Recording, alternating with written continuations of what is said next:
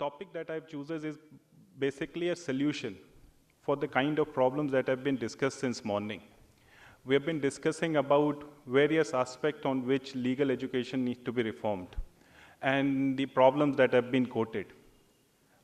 My reference over here is to National Education Policy 2022. But I will not be discussing much about it because that two paragraphs that have been quoted in that particular instrument are wider enough to cater the proposal that I've been looking after. Okay, now the thing is why I've been proposing about this particular aspect of 4+1.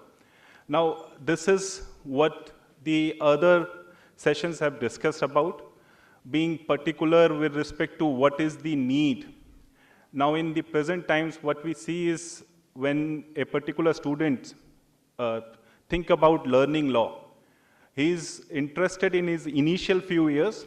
By the end of those particular years, the interest fades to an extent that you will be rarely finding that particular attendance in the classroom.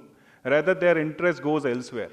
The interest appears to be looking for their future, looking with respect to what kind of internships they will be looking up after, what kind of specialization they will be thinking about.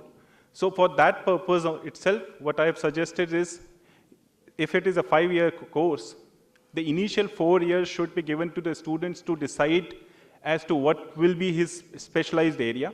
The final year will be the year wherein he will be deciding on the basis of his own area internship, or what the other panelists have talked about is externships program. Now the reason why we have to look upon this is the idea of legal education cannot remain static, much like the definition of law altogether. It has to transform over the course of time, and that we have seen with respect to our own law schools.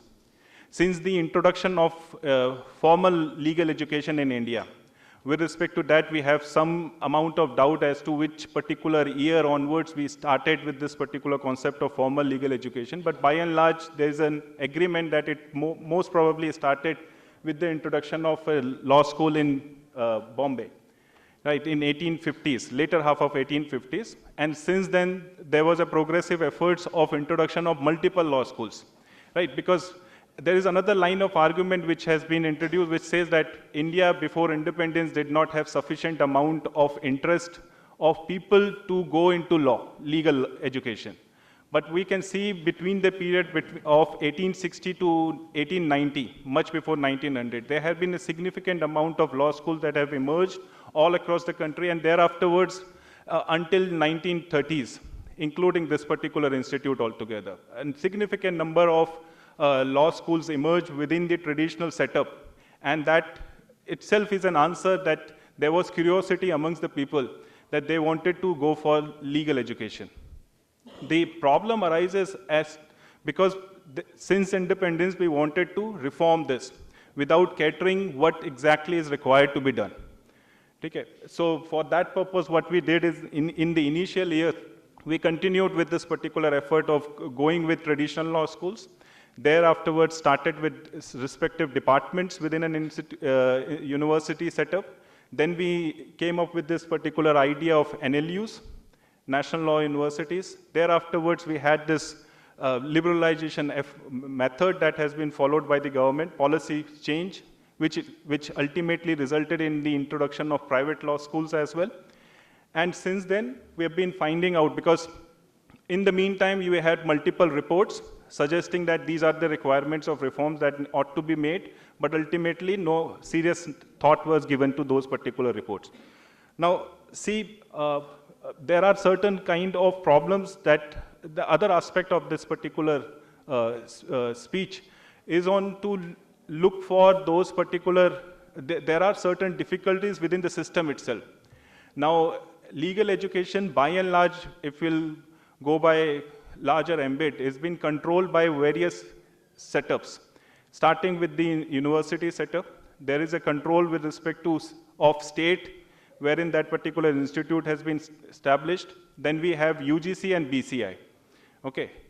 Now, the contradiction comes with respect to the rules regulation that these two institutions come up with. in 2019, BCI made a press release saying that they will not be going beyond what has been prescribed under the Advocates Act, more specifically Section 7, Clause H, which is with respect to only approval and recognition. But in 2020, they came up with a rule, which is Bar Council of India Legal Education Postgraduate Doctoral, Executive, Vocational, Clinical, and Other Continuing Education Rules 2020. And within these particular rules, they allowed themselves to hold the entire, cover the entire spectrum of legal education, which will include the undergraduate studies, postgraduate studies, and thereafterwards the PhD. In contravention to this particular rule, the UGC also came up with its own regulation, right? And that particular regulation, regulation is University Grant Commission Minimum Standards and Procedure for Award of PhD Degree Regulation 2022. Now these two rules, one is the rule and another one is a regulation, is contravention with each other. This has not been taken care of. Okay, so this is something which needs to be taken care of as early as possible, because unless and until our institutions will be fighting within themselves as to who has greater authority, this will not be bringing any a movement that will be towards the advancement or betterment of legal education in the near future.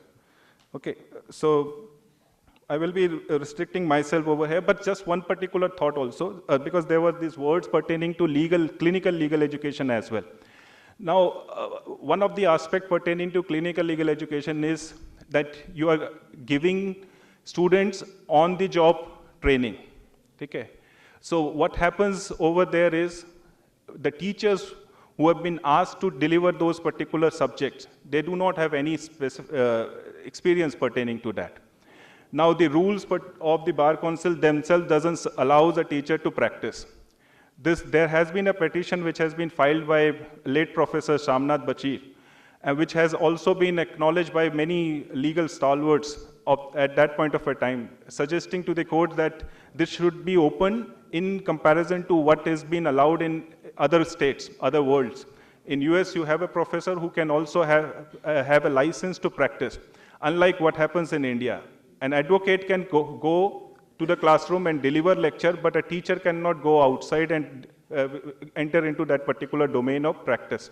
Now you are expecting that particular teacher to teach a subject for which he needs to be expert.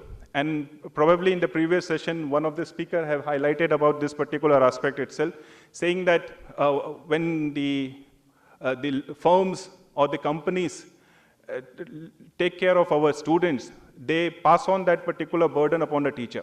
Now, teacher do not have that particular license.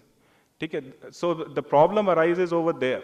On-the-job assessment of that particular problem is equally important. So if you are focusing on clinical legal education, remove this particular restraint upon teacher, which is not available for an advocate, vice versa.